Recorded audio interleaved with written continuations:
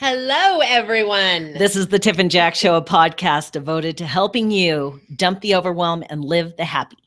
Today is episode number 22. Parenting doesn't have to suck. Boom. Boom. There it is. It doesn't have to suck, and that is the good news. Yes, we have a lot to share with you today about parenting. We are the proud parents of 6 kids. It is a blended family. And we have 4 in-laws and a grandnugget, little Tulip, as you know. I'm sure you already have heard about her if you've listened to even 2 minutes of anything we've ever shared. Because she is the queen of us. Yeah, she is. There is so much to talk about when it comes to parenting. We have many, many, many tips and tricks and the insider point of view to help you parent in a way that feels really good and to let the universe help you out. Yeah. Make it easier. So we talk about our week? Well, I think you should share what you were just doing before we got ready to rock and roll on the pod. We've been coaching clients today. We have a little break in between. So we thought we're going to just get this podcast out there before tomorrow. So Tiff has a free day to play all day tomorrow. Oh, about me and my little... Oh, yeah. But right juicer? before we got here, yes. I was going to have you share about what you were doing in the kitchen as I was typing up the notes to get this moving. Well, if anyone knows me, they know that I love online shopping, whether it's Facebook, what's that called? Marketplace, or Amazon Prime.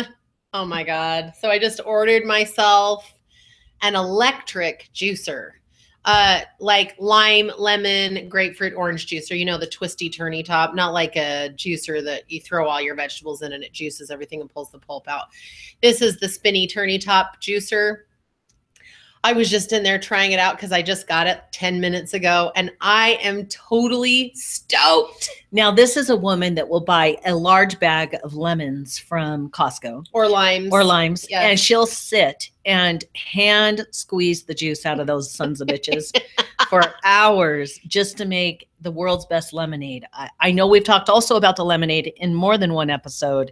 It deserves the time it gets because it is so good. Let me tell you, I just got the juicer, and it's going to make my life easier, and I'll be making more limeade and lemonade than before. Oh, Lord. It has mercy for us. It's really fantastic. It is the most refreshing drink I've ever had a drink of, honestly. Honey, I'm so glad. You know, the funniest thing was the other day, somebody was here and he was doing some work outside and he was sweating it out. Okay. It was a hot mother day. And Tiff came out and saw that he was super thirsty. So she takes him a glass of lemonade and he looked like he had died and gone to heaven. He said, "You just saved my life." And you did. And you know what? That makes it all worth it. Mm-hmm. Mm-hmm. It's really, really fantastic. Okay. You want to hear a funny story? Sure. I'm talking to the listeners. I don't know what the story's going to be, and I do want to hear it. So, it's been really awesome. We're empty nesters now, so lots and lots of sex all day. Oh my gosh, that's not the story. Come on, we have to maintain the explicit rating, so that's my job. So I'm loving it, and one of the reasons I love it is because I just like to run around naked. Mm-hmm.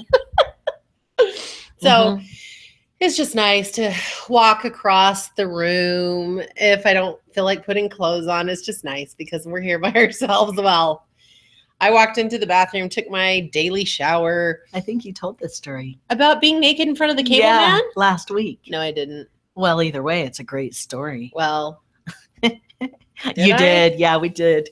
Oh. Yeah. Anyway, if she didn't, but I'm sure she did. She got caught standing naked on the landing with the Comcast guy here. So I really am questioning whether being naked is like appropriate at all. I hate it when I share stories twice. I never know what the hell I'm saying. Do you know what the deal is? It's we're at work all day with our clients, and part of our life when we're coaching is sharing certain aspects of our life so that we relate well to our clients, so they understand where we're coming from. Because a lot of times we have stories about things where we've been and now where we are, and they're like, oh, that gives me hope to have something different. So we are sharing all the time. And then, of course, an hour every week we share on our podcast. So I don't know what the hell I'm talking about. It is fantastic, everything you're talking about. Stories are an amazing way to share your experience and to teach things. And that's part of the reason that we do our podcast. And in our coaching, we are life coaches, and Tiff is a gifted healer, spiritual healer. And we incorporate her spiritual gifts into our life coaching practice. And we love what we do.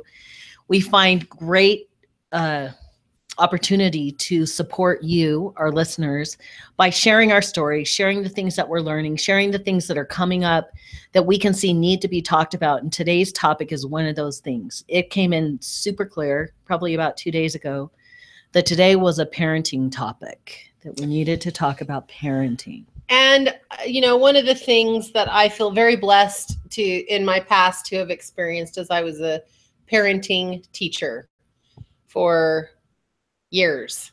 I went into homes of families that were struggling. I worked for the state and went into families that were in threat of losing their children due to their parenting behavior. And I would go into their home and teach them parenting of all kinds. Sometimes I taught people how to cook. Sometimes I taught people how to communicate. Sometimes I taught people how to make a first aid kit. I covered the gamut of parenting, and I find that now in my life, it assists me well in assisting others, and parenting is definitely a topic that comes up in coaching. We are life coaches, so we talk about all aspects of life and how to utilize the universal energy to create the life that you want if you don't already have that, which most people are always looking to create more. So I feel very blessed to be able to share the experience. And on top of that, we have 6 children and a blended family. And we have a very successful family. It doesn't mean that we haven't had any issues come up, and we'll be talking more about that. But we really want to give you some powerful information that will help you as a parent, or as co-parenting with your spouse, or co-parenting with your divorced spouse, or a single parent. These are all really good tips and tricks to assist you in making sure that parenting doesn't suck. Yeah, you could even be an auntie or an uncle. Or Absolutely. work with children. The things that we're sharing today will be an advantage to you whenever you're in the realm of parenting or working with kids of all ages, honestly. Mm-hmm. Absolutely. And I have a quote from Abraham that I heard yesterday that I must share because it really has me thinking. And I'm sure as I share it with you, it will have you thinking as well. And the quote is, "You cannot have an unpleasant journey and have a happy ending." And this is Abraham Hicks, Mm-hmm. The law of attraction being that talks all about the law of attraction. So you cannot have an unpleasant journey and have a happy ending. So how do you have a pleasant journey? That's the real question. That is the question, and that's what we're talking about in all of these episodes. Exactly. You just tune in. Yeah, you'll have the pleasant journey of a lifetime. Oh, it's a great day.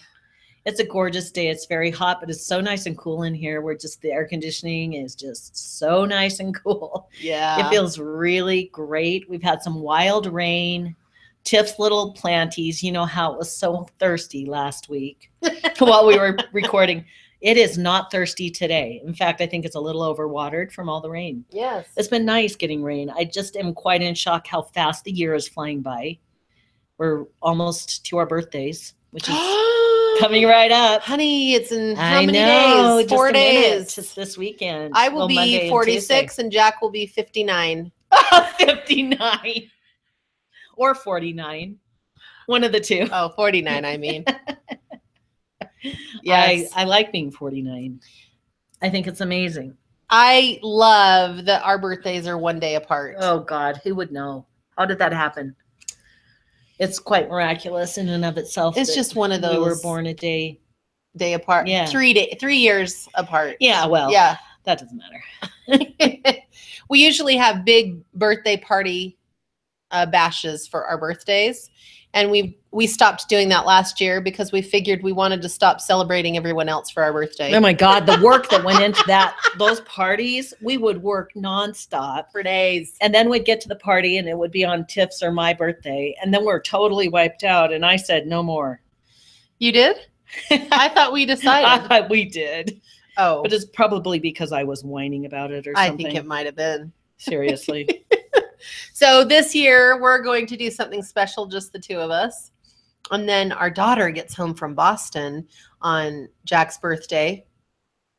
And we are going to have a delightful 5 weeks with her and do all kinds of fun and amazing things. Yeah, we're so looking forward to it. It's going to be very fun. Yes. So yeah. Very, very fun. Life just keeps on moving on and we enjoy it. And today we get to talk about parenting because we have a lot. We spend a lot of time parenting, still even parenting adults. So we're just going to share some really important I'd like to share about, I talked a little bit about Michael Meade, who is a mythologist and a storyteller, and he tells the old ancient stories and applies them to life today. One of the main messages that he shares, as he has spent many years working with people, marginalized people, and his area of focus has been troubled teens, primarily, in and out of jail or prison, kids that are coming from very troubled places, broken places, and feel to be, or may look to be broken people, though no one is broken, ultimately. And he tells these old stories so that we can tap back into the part of ourselves. Basically, his premise is that we all have a genius inside. Now, that's not necessarily talking about your IQ. It's talking about your individualized expression of what you're here to create, who you are. And every single one of us has that genius within. Last week, we told the story about the woman in the cave, the old woman weaving the most beautiful garment in the world. And the black dog comes in while she's stirring the stew on the fire and sees the thread, and the dog grabs it and unravels her work of art. And she's left with what looked to be everything falling apart. But what did she do? As she sat and thought, a new picture came into her mind, and she sat down and began again. And that's basically an expression of the genius that's within, that we all have something within us to bring to the world, to share with humanity. Yes. And a lot of times it's through the unraveling or the broken parts that is allowed to shine. And how that directly applies to parenting is something very important that we will and talk about, that I'll just preface here, is that our kids are not here to live our expectations of them. No. As parents, the greatest disservice we can give to our children is to hold our expectations of them, to live our life, the life that we think is best for them, rather than letting them figure out what life they choose to live for themselves. They're not here to live our life. No. They're here to live theirs. And the best gift you can ever give your child is to live in the truth of yourself and live your best life. And we've had a lot of experience with doing this, because we live our best life and it just gets better. And we have 6 children that we've had to take into consideration when making decisions in our life. And let me tell you, some of those decisions, we were wondering how they would affect or impact our children. And things have turned out quite nicely. And as we talk about this topic, I remember years and years ago when I was teaching parenting, something that is just really important. And I always taught all of my parents this. I didn't usually work with the kids. I worked with the parents. I told the parents that a lot of times we make mistakes as parents. And the most important thing you can do when you make a mistake is to apologize to your children. And you will be amazed when you begin to do this, how quickly children get over stuff. So that's one of the tips, just overview tip of parenting. If you can say you're sorry when you're a dipshit, it goes a long way. And you're going to be a dipshit. You are. because it's not like you've been a parent before, right? Sometimes we feel like we should know it all because we're the parent, and we don't. We're doing the best we can, and we're all living, and sometimes we say and do things that we regret with our kids, and there's nothing as powerful as a sincere apology. Yes. For where we were out of that. If you heard nothing else on this podcast today, this would change your parent-child relationship. Mm-hmm. Mm-hmm. No question about it. And you were talking about that the greatest gift you can give your kids is to be true to yourself, to live your best life, live your best life, yeah. Live your genius. Yep. Tap into your happy place and do that. And I don't care how old we are, it takes a lot of courage to do the things that feel in alignment to us, especially if they look different than what the people around you think you should or shouldn't be doing. Mm-hmm. And talking to our kids and giving them the opportunity to tap into that genius within themselves. If we're putting pressure on them to achieve in sports or academics, when they don't really care for that aspect of their education, or we're pushing them to go one direction rather than, maybe to do the thing that we do, or if you're a doctor, that your child needs to become a doctor because that's the only path. That's not the only path. No. And thinking that your kids are going to be you. Another thing that I see a huge issue with parents and kids is that a lot of times as parents, we expect our kids to be where we're at. We've lived right. 30, 40 years, yet we're expecting our kids to never mess up and never make a mistake. Because we don't want them to do the things we've done. Yeah. Well, guess what? They're going to do things that you've done and probably more. And it's okay because, look, you're okay. Mm-hmm, exactly. Every single one of us has the right and privilege to come here and get messy and make mistakes and make different choices for ourselves. That is the game that we're all living. Yes. Yes. So as we were talking about living in the truth of yourself as a parent, most people would be like, man, if my mom or dad would have just lived their dream, how would it be? Think about it for a second. Think about your mom or your dad or both. And what would it feel like if they were living free and true to themselves, and they were happy and enjoying their life and very open and connective and embracive of differences? And what would that feel like? Yeah. What would it feel like to you? That no matter what you did, they just said, you know what? We love you so much, and asked you questions. How does that feel to you? Wow. Right. That would be so fantastic. So that's what we have. That is our intention with our kids. Tiff and I, what? Tiff was just whispering something to me and I didn't catch it. That's what we do with our kids is we have been very true to ourselves. Last week, we talked all about how it felt to us to follow our own hearts and to take this journey of being true to ourselves and to live a life together and come into relationship together, and how that would affect our kids and how that changed our life and our experience, but also changed our kids' life. And our kids, we have kids all over the board. We have some kids in college. We've had kids that have been in jail. We have kids that have had different charges and dealt with some pretty severe drug addiction and a multitude of different things. And all of it was an important part of where we all are today, of loving and accepting each other where we are. Mm-hmm. And we love and accept our kids, and we learn and grow as we went through all the experiences, and we'll continue to go through experiences with them. And they are learning and growing with us as they go through all of the experiences with us. My God, when I fell in love with Tiff, then all of our kids had to think that their mothers at the time, before I transitioned into the male body, that their mothers were lesbians. And that was a pretty big thing for them to all embrace and figure out. And I would say 90% was just, it went over incredibly well. And then there was a little bit of working through. Yep. And then let's shake it up one more time. And the person that you thought was your mother has now transitioned to become your father.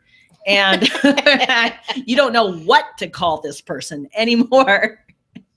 Do we call him mom or what? And being a trans man, that's the experience that our 6 kids all went through with us in this journey of being true to ourselves. And I think it was an amazing experience talking to our kids as we talked to each one of them and shared with them. Some of them had a harder time initially than others, but every single one of them today are very embracive and loving and open and welcoming and incredible people. One of the most important things to me in my life was to have a cohesive family, a family with our children where we loved and respected each other. It doesn't mean that we have the same belief system or anything. But Jack and I have created a home for our family where all that exists here and all that matters is love, in spite of differences with each other, with the kids and each other, or between us and the kids, because they're all on their path. They're all making decisions that we sometimes would make and sometimes wouldn't make. But more than anything, having a supportive, loving place for our family to come and connect and have support is our prime directive. And that means that we have let go of any of the idea that we're here to control our children, that we're here to dictate what it is that they should or should not be doing. And we've just said, we're here, we're your parents, we love you, and we will help you where we can. And we know that you will succeed. Yep. In life. And we really do know that.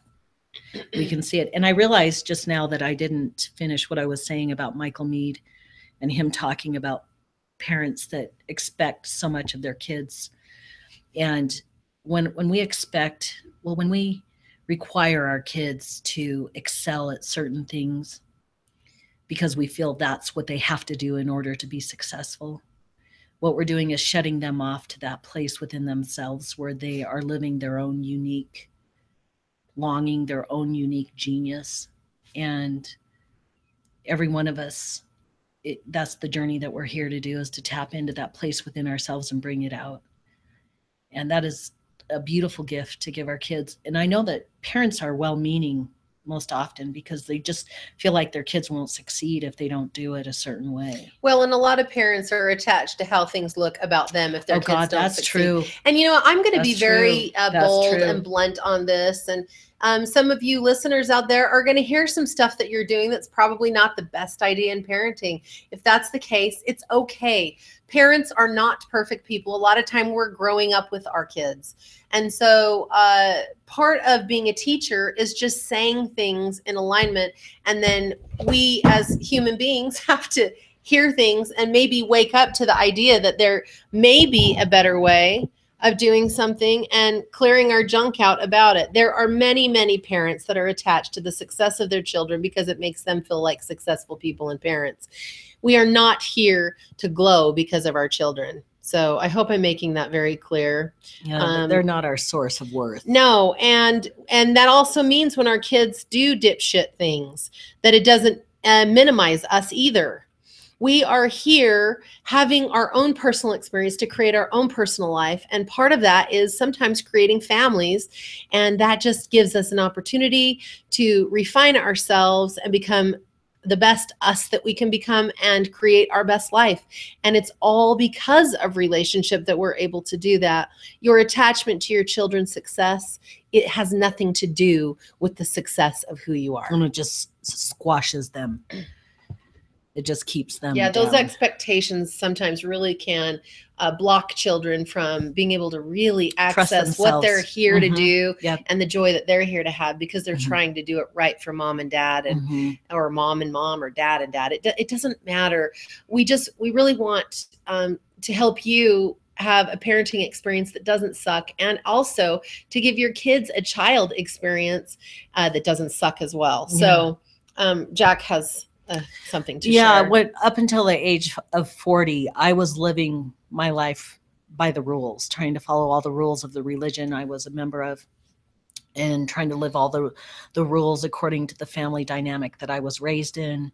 And as I realized that was not supporting me and that my happiness was not in that place, that it was actually within me, and to begin to trust my heart and take that journey of happiness within myself. And that's when Tiff and I met. That's when everything started to shift in my world, because I had to release the hold I had on everything I thought outside of me that was my safety and my righteousness and my worthiness and all those things. And I was realizing that just wasn't true. It wasn't the truth for me.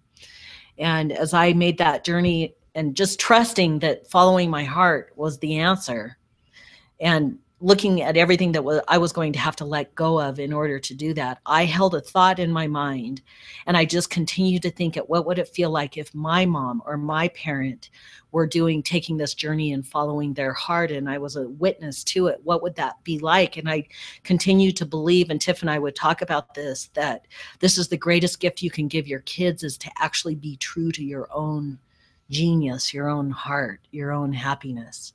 And so as we took that journey, here we are, like I'm turning 49, almost like 9 solid years later, right? Or 10, I think is this our 10th year. And we're here, and I just got a message on Messenger from one of our kids. And it was one of those moments where you have to pause and shed a tear or two, because you realize that everything you believed and that what you were holding to actually is. And it came to fruition full circle. And I just want to share this. Our child gave us permission to share this that they sent to us. And this is what they said. They said, I'm just listening to your latest podcast right now, and the part where you're talking about choosing to be with Tiff despite all the perceived obstacles in your way. And I just wanted to tell you how fucking grateful I am to have you as my parent, and how grateful I am that you were brave enough to upend your entire life, everything you had ever known, to follow your heart. I am so inspired by you, and it's your example because I've watched you do all of this from the beginning. That gives me the solid foundation that makes me feel 100% confident that I can do that in my life too. I don't have any doubt in my mind, and it just feels like it's something that is totally a part of my life, and I don't even have to think twice about it. And I know that you and the family will support me in it no matter what. Same for Tiff too. I love both of you with all of my heart, and I will always be forever grateful that we are in this beautiful world together.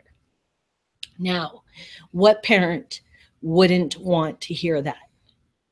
When we talk about the greatest gift you can ever give your children is to be true to you, we are not kidding. We are not kidding. And even if in moments of you being true to you, some of your kids question that, or they get afraid, or maybe they don't talk to you for a few months or maybe even a few years, you still get to stand as a person that loves them, and that you also love yourself enough to follow your heart. And they will come back around, period. You know, there's always a thing that goes through my mind often, and it's always, when you live authentically, when you live in your passion, when you live in your genius, no matter what, you're giving others permission to do the same, because everyone wants to do that. Everyone wants to be free to be who they are and express their life in a way that makes them feel happy and joyful. And when they can see someone doing that, oh my God, then they're like, if they can do it, I can do it. Yep. And that's what we give to our kids. Yep. And that is what Jack and I have chosen to do when it was so scary to think, oh my gosh, if we do this, how are the kids are going to feel? If Jack transitions, how are the kids going to feel? And you know, you'll even have people screaming at you, how could you do this to your kids? Yes. Well, let me tell you something. Our kids are amazing people, and they're very successful, and it has nothing to do with the fact that we expected them to be a certain way. All we did was live in the truth of ourselves and love them no matter what they responded to what we were choosing to do. And we have a solid, cohesive family because of that. And it has nothing to do with forcing them or putting our expectations on them. We just love them, and we live true to ourselves, and it keeps us solid. It's a brilliant thing to be living this life and to have the family that we have. And if you haven't seen our family, get on Facebook to Tiff's Facebook page, Tiffany Walker, and you'll see our kids. We have a gorgeous family full of amazing people, every single one of them. And everyone's so different. Everyone is so different and so amazing. We have entrepreneurs, and we have people that are going to college to do engineering, and we have healers, and we have people that are learning trades. And it's just a phenomenal experience to watch our kids blossom and grow. And every time we get together, we all share. We always, when we're having our family thing, of course, we go around and find out what everybody's victory is. And in the sharing of that, we hear where they're at and what's going on for them. And, maybe they get a new job and they get in the new job and they're like, this sucks. I don't like this. And they are looking for another job. And we just continue to love and support and set our intention with them to have exactly what they want for them. And we know that they will. They will, no question. Every single one of our kids will be wildly successful. No doubt. They are right now. They are. Which is so awesome. I'm very pleased that they're creating lives that feel good to them. And it's a joyful thing to experience. Truly. So let's get into the nitty gritty, shall we, about parenting? Let's do it. We're going to talk a little bit about parenting little kids, and then parenting teens, and then parenting in a blended family, and then parenting with adults. Parenting through divorce. Yes. All those things. So we're just going to give you some really simple tips that will assist you. So take note or listen to this 100 times if you need to, because it's really great information that we've used and that we've learned, and we're going to share it with you here today to enhance your life right now.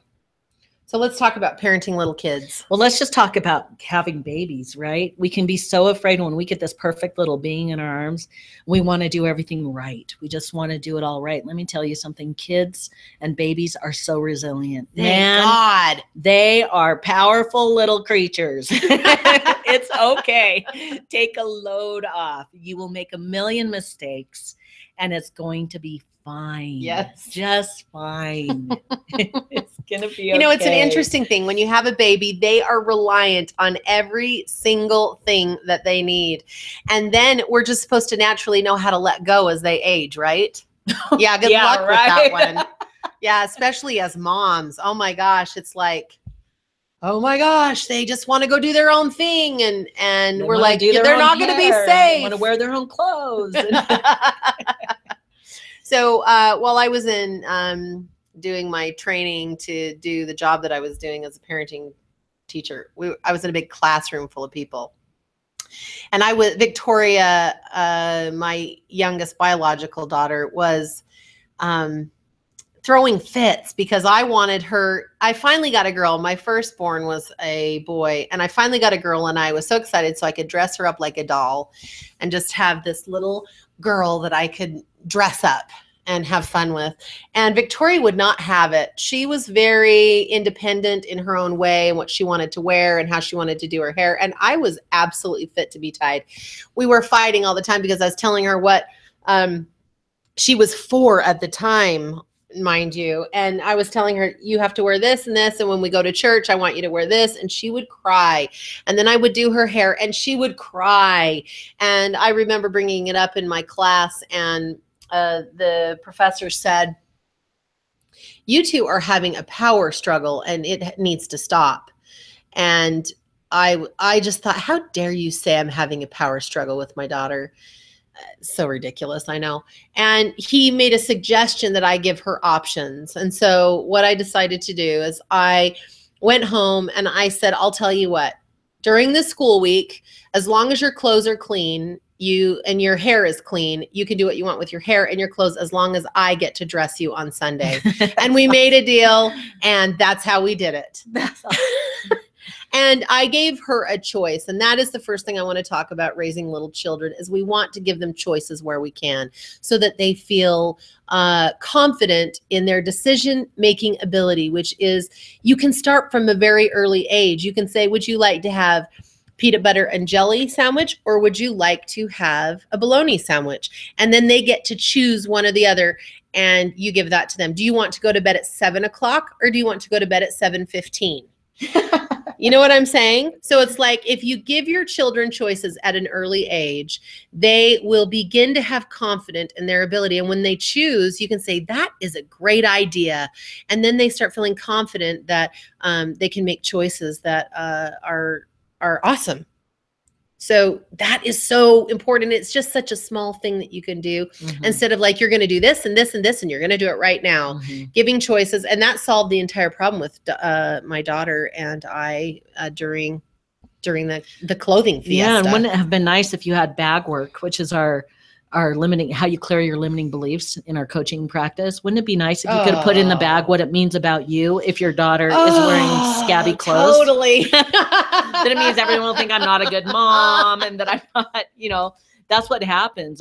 We get triggered about what people are thinking about us, supposedly if our kids aren't doing what we think they should or what would put across the best face. Right.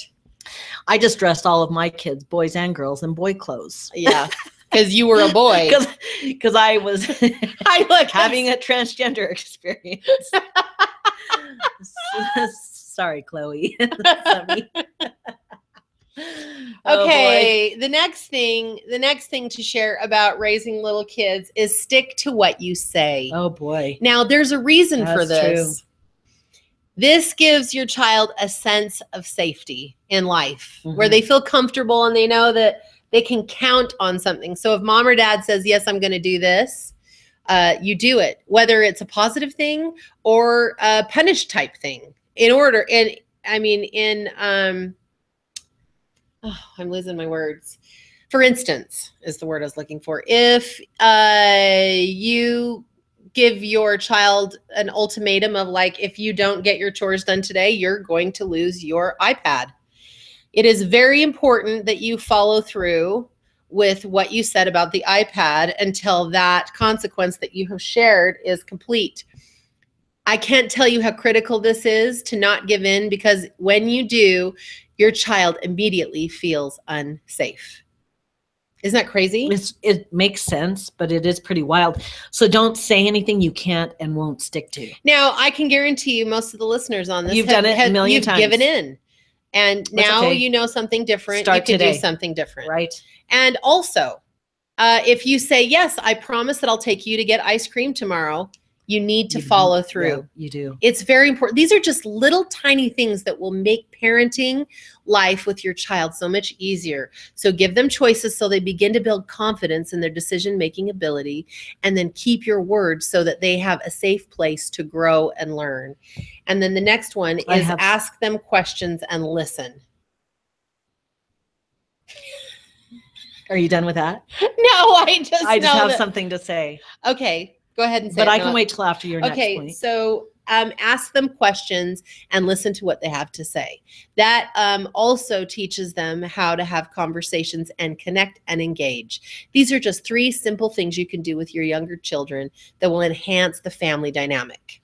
And since we live in a day of technology where everyone has a smartphone in their hand, probably even your kid, when they're talking to you or you're talking to them, put your phone down. Just put your phone down. Now, I'm not saying that every single time they're like, mom, mom, mom, or dad, dad, dad, that you have to give them complete attention. But if they're trying to get your attention and you're truly busy doing something else, say, in 5 minutes, I'm going to talk. I have time to talk. And then put your phone down and get present with them. Some of the really easy questions for your little kids to ask are, how was your day at school? Yeah, my kids always said fine. I know. And here's the thing is that if they're not engaging, a really great thing you can do is just get down to eye level and look in their eye and say, I'm really interested in how your day was. Share with me how your day was. I had a great day. And then they might say, Mom, it was fine. I just did the same old thing. At least you're connecting and they know that you care and that you're actually listening. And as they get older, they're going to get less interested in sharing. Yes. But these are the 3 things that you can do with your little kids that really enhance the dynamic of family.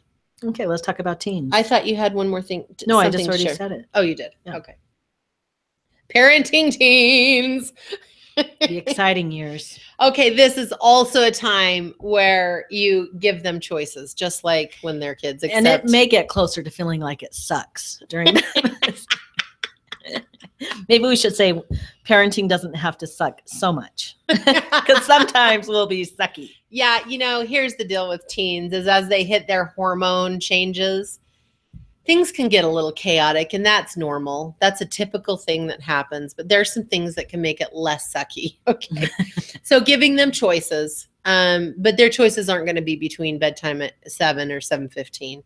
They're going to be different. Do you want to take the car on Tuesday or do you want to take it on Thursday? You can't take it on both. Okay. Stuff like that. Those are things. And then also, it is still very important that you stick to what you say. God, it is. If there's a consequence, you know what? You're not doing well in school and you're not going to be able to go do this thing with your friends, or you can't have the car, or I'm taking your phone for this period of time. You must stick to those things. And also, if you tell them you're going to do something or do it, you've got to do it. Do it. Okay. So be really impeccable with what you say when you're saying it to them, because they will hold you to it. Yes. And you want to hold yourself to it as well. So make it work for you. Also, asking questions and listening to where they are. Yep. And as some teenagers get to be teenagers, they really don't want to share stuff with you. And that is okay too. But it's nice for them to know that you're actually interested. We get so attached to if our kids don't talk to us, they don't like us. It's okay if kids don't like you, because you're not there to be their best friend. And this goes against the grain with a lot of parents, because a lot of parents attach to their kids as like friendship. But really, your job as a parent is to love them and aid and support them where you can as they create their own life.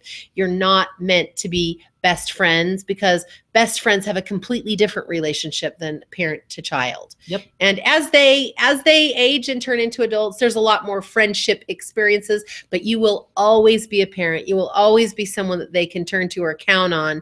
And so just saying, oh yeah, I'm not parents anymore, now we're best friends, that is very problematic. Okay, and the next thing is know that kids rebel. Rebelling against all the things that they've known is part of this experience. If kids don't rebel when they're kids, they will rebel later, okay? And that's just part of it. And it can be very alarming. Kids sometimes make choices that we're like, why would you do that? But it's really important that you do not bail them out.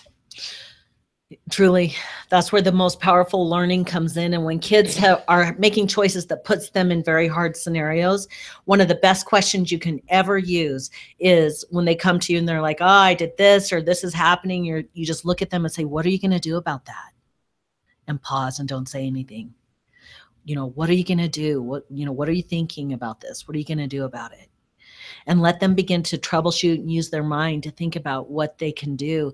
And then, of course, when you have teaching moments, you can talk about the universe and the law of attraction and how your thoughts are creating your reality, and to picture the outcome you want in any given scenario, and know that the universe will assist you and manage the details to help you have what you want. And that doesn't mean you don't help your kids. No, it doesn't. Because your kids can say, oh my gosh, I got in this car accident. Well, what are you going to do about that? Well, I've got to go to court because I got a DUI. I've got to do this and this and this, but I need a little help getting here and there. The parent can say, that's a really great idea. Yeah, that's a great solution. Let me drive you to your next court appearance, or let me help you with this, or you do as much as you can to pay for this and I'll help you cover the rest. Like, that's the kind of stuff you can do as parents. But if you bail your kids out, they are being robbed of an opportunity to know that they have exactly what it takes to create the life that they love. Yep. And this is all easier said than done, because we're emotionally attached to our babies, right? God. We're like, oh, I don't want you to have a hard time. I know. Oh my gosh, I know you were so stupid. You didn't know what you were doing. So I'm going to help you. I'm going to fix this for you. Those are the things that really take away that opportunity for them to know that they have what it takes to create. Mm-hmm, it does. So those are just some tips and tricks for your teenagers. Yeah, and be open to seeing what they're interested in and what their interests are, and really work on yourself when you want to step in and tell them, oh, you should be going this direction, or you should be doing this, or pushing them to be in a sport that they may not really want to be in for themselves, and they're just in it for you. Mm-hmm. Those are things to get to the bottom of and have some good heart-to-hearts with your kids to find out what they really want. Mm-hmm. Okay, how about parenting a blended family? Blended family. Blending a family is quite an adventure, isn't it? It is. There is a lot of energy moving around in a blended family. Now, if you have children, you will at some point be part of a blended family, because they will find their significant others, maybe get married, and you'll have other in-laws. And that's blending a blended family as well. And this really talks about parenting through divorce as well. So it's all kind of in the same hat. So let's just talk about it all. One of the rules of thumb, if you are in a divorce scenario, don't talk smack about their other parent. Period. Right. Now you probably already have. Don't beat yourself up. It's okay. Yeah. It's okay. Yeah. But just set a rule for yourself that you're not going to talk smack to your kids about their other parent. Now, it doesn't do any good. It does not help them. No, it actually hurts your children. If you talk smack about the other parent, you are hurting your child. And I know that none of us really want to hurt our children. So this is something to really think about. Now, that doesn't mean if they come to you with a problem with their parent, their other parent, that you can't listen and be proactive with them. Yes, and be proactive with them. And also when your children turn into adults and they come to you and they ask you, we'd really like to know the truth of really what happened. You can share your point of view. But if you're saying, oh, your mom is a, piece of shit, and your dad is a lying sack of crap, like that's the kind of stuff that never assists kids. And let me tell you why. A child always associates their identity with their parents. And so if you criticize the other parent, it feels like you're criticizing them, and they begin to criticize themselves. Yeah, that sucks. And this is why it hurts the child. These are things that are really not taught very often. And I watch parents pit children against each other, and I just want to cringe. And sometimes parents lie to children. Or use the kids as a weapon against the other parent. Oh, all that shit needs to stop. I cannot stand to see it. Fucked up. And, it causes such anxiety and such programming to a child that they are not worthy, they are of little worth, all kinds of things. That they have to do things a certain way to keep their parents happy and to make everyone comfortable. And they have to hate their other parent to make the parent that they're talking to comfortable. It just, who's the parent, who's the child? Be the parent, let them be the child. They're not your sounding board. Talk to a friend. Right. And, it's easy to talk to our kids about things because they're in the same dynamic and they may understand, and it may feel really good if they're like, oh yeah, mom, that's true. But the truth is they're having their own experience, and you again are the supportive role of love and support for them and belief in them and knowing that they can do it. Absolutely. So this is just so important. And if you've already done the things that we're saying, don't do this. Yeah, just start now. Yeah, just start now. It's okay. We're all human, and we all can do stupid things and say stupid things, make mistakes, whatever. Yes. That's just part of the human journey. But just start now, adopting some healthier ways of being with your kids, and in the scenarios that tend to be pretty messy. Yes. And also when you're blending families, and this relates to a husband and wife or partners that come together that are blending families. Wife and wife, husband and husband. Yeah, whatever it is. You have to set very clear boundaries about the kind of home that you want to have, what you will allow there and what you will not allow there. Yeah. And you have to agree on that as parents. And then also, parents always need to remember that their relationship comes first. And so that means when there's some sort of conflict or something that needs to change, they need to come together, have a discussion, make a decision, and then present it to the kids. Yep. And that way you'll be a team. Children are notorious for pitting parents against each other, whether it's divorced parents or new parents coming together. And we can get very defensive in behalf of our own biological children, and things aren't fair here. But what you have to do, and always remember, is if your relationship is first and you're building on a solid ground with your relationship as co-parents and partners in life, that you come together and you work that stuff out by yourselves and then present it with the kids when there's resolution and there's something there's a decision that's made. Yeah. And this makes for a very powerful experience in blended families. It does. It doesn't. Remember that, again, the universe has your back, will assist you. Set an intention, a picture of what you want your family dynamic to feel like, and how you want to feel you as the parents and the kids, and what your intentions are, and let the universe help you. It's always here helping us, always. Even when things seem like they're way too broken or messy to work out, we have seen miracles happen in our own lives, in our kids' lives, and the connection of our family. Some just personal things that I would like to share as a parent of 4 stepchildren is when we came together, I made a very clear decision that all 6 children were my children. That it wasn't like, oh, your kids and my kids. It was our kids. And I spent a lot of time listening and paying attention to their personalities, the things that they loved. And I really looked past any kind of insecurity that could come out on my part. And there were times that I was insecure, like, gosh, I wonder if they even really like me. Like, this child's not talking to me, or doesn't seem that connective. And, you know, and I had to let go of all that stuff because it was an expectation of what maybe I thought one of the kids needed to do. So I felt comfortable. And what I really focused on is, okay, what is it about this person that I love?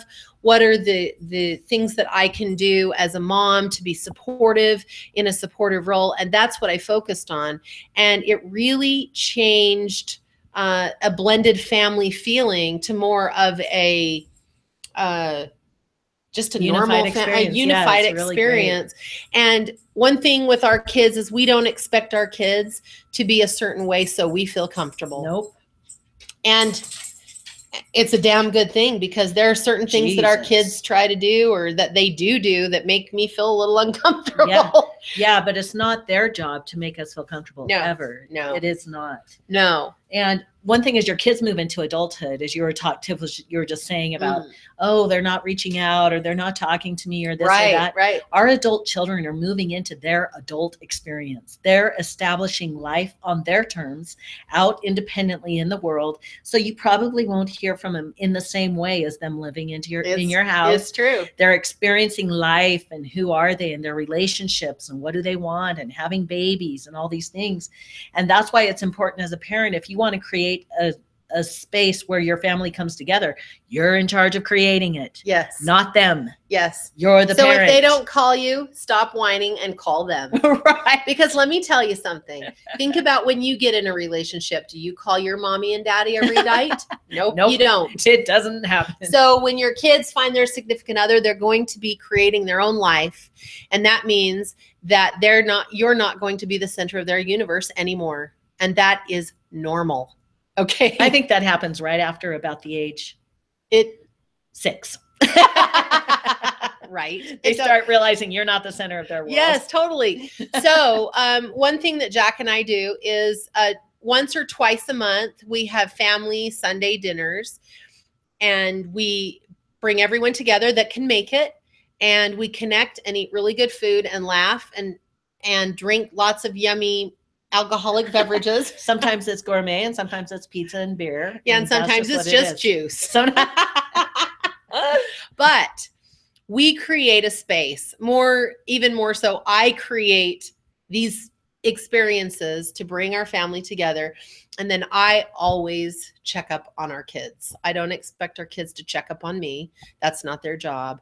But every time I think of one of our kids, because we have so many, I send a message. And I'm so grateful for technology. Isn't it amazing? Yeah, because we have a daughter that lives in Boston. Yeah. We have a son and daughter-in-law in France. We have a Snapchat family group. Yes, we do, Super where we fun. just share little things about our life. And if any of the kids ever just pop in my mind, I send them a message and ask how they're doing, just so that I can keep my tabs on how our kids are. And then we create our own life. Yeah, we do. We have a lot of fun. I think it would be important to talk about your role in our family and my role in the family, and how we each had to step into the space that we wanted to create within our family dynamic. Tiff is the soft, loving connector, and I'm the linear director. Like I'm on task and moving through life, and Tiff has her finger on the pulse of where the kids are and what's happening. She may get an intuitive nudge that she needs to reach out to one of them, and she always is sharing that with me. Our oldest daughter calls it my spidey sense. Your spidey sense. You have such a great one. But it's a beautiful thing that Tiff is moving that connection along, but I get to drink it in fully and be a part of that as we come together, and sometimes have my own little exchanges with our kids at different times and places. And it's amazing when you don't have to be all things all the time. Yeah. And if we ever do have conflict, if there's something that needs to be resolved with one of our kids, Jack and I talk about it, talk about what we would like to create with it. And it's usually Jack that carries out the hard conversation. Yeah, and this is where technology can be your best friend, because some of your kids, it is better for them to hear something through an email or a text, because it gives them time to mull it over and think it over. And then you can approach them again in a conversation and just say, hey, did you get my message? And what do you think about that? What do you understand what I'm saying, and understand where they're coming from, and have some great resolution. And when kids move out and they start having their own life, there's not as many, well, for us anyway, there's not as many conflicts, because one thing that our kids know for sure is when they come home, this is not a place of fighting or bickering or discussing religion or politics, because we're not going to have fighting. And if that were to ever happen, it would be nipped in the bud immediately. You better believe it. Yeah, we won't have it. And our kids are really awesome too. Our adult kids, once you live in your own space, it's always awesome that our kids just reach out and send a text. Hey, can I stop by? Or I was wondering if I could come over and do this. They don't just come barging in anytime. And I'm sure families are different with that. It works really well, because they don't want to see us naked. They know that we are pretty wild, free people, and we give them the same respect for their space. Oh, absolutely. And would never just unless it was an emergency or something, but it's fine. I think every family has to create their boundaries. Absolutely. That what works for them and what doesn't. And sometimes it can feel uncomfortable to have the conversation when you're laying a boundary, but my God, it makes everything feel so much better. It does. Once you both understand. It does. It really does. And I love adult kids. I love it. It is fantastic. I love our adult kids. I love them as babies too. I did. But for me, I have so much joy in hearing their ideas and seeing what they're creating and watching them build websites or create a life or create a child or move into a career path that feels really good to them. God, it's exciting. I know, isn't it? Yes. I do love the adult kid thing and the grandbaby. Oh Lord, help us. That's like the payment for all the crap. It is. It really is. It's just a beautiful life. And the universe, and setting our intention, I have to talk about it again, because this is how we live our life. We see something that we want. We set an intention to have it. We ask the universe to assist us, and then let it go and let the universe do its magic in our behalf. And I would like to add one more thing. We have about 5 minutes before we have to go to our last client today. Oh, you're kidding? No. Wow. Yeah. Okay, well, then I will make this quick. You've got time. Go for it. I just really have to say that as our children have grown up and they pick their partners, I'm just really love our in-laws. Oh, they come from a completely different family that had nothing to do with our way of being. No. And they have come into our home, and we have made a decision that we love our in-laws like we love our kids, and we love them and support them, and with their ups and their downs, their warts and all. And you know what? It is just pretty amazing. We have amazing people come into this family. I love them all. That I'm like, wow. They're just amazing. And I think it's just because everyone's amazing. Yep. Everyone on the planet is just pretty amazing. Truly. If you really know them and get to know them, we really sit and we listen to our in-laws. We see their brilliance. We see their genius. And I'm pretty sure they know that we see it, because we're always telling them how always awesome crying about it, because we love them so much. Yeah, that's you, Papa, sitting at the dinner table. Oh, every time they're all sitting around and I just am sharing how much I love them, it just gets me in the feels. I know. Your dad was the same way. He was. Yeah. Love always made him cry. Yeah. Yeah, me too. So if you've wondered what to do with your stuck place with parenting, we've got your back. We understand how challenging it can be. If there's something that you still are wondering that we didn't answer, shoot us an email to info@tiffandjack.com. Oh my God. I forgot something. Oh, go ahead. Listen, every child is different, and you will never be able to parent each child the same. Right. You will never be able to parent them the same and have the same result. True. So there is a book that is the best parenting book I have ever read, and I don't know if there will ever be one written that's better. It's called The Child Whisperer by Carol Tuttle. Buy the book today. It will save your bacon and make parenting suck less. So true. And if you haven't claimed your free gift from us, we have an audio called Relief in 30 Seconds or Less that also has a PDF. It has a feelings chart. It helps you get to the bottom of how to quickly shift your energy and get back into a place of relief if you're feeling overwhelmed. So be sure and grab that. You can jump over to our website, tiffandjack.com, and some of you may be able to access it in the show notes. I believe if you have an iPhone, you can, but if not, just jump to our website. Mm-hmm. And remember, eat dessert first. Because life is meant to be devoured. We're Tiff and Jack, and we will always be back. Yes, we will. Love you.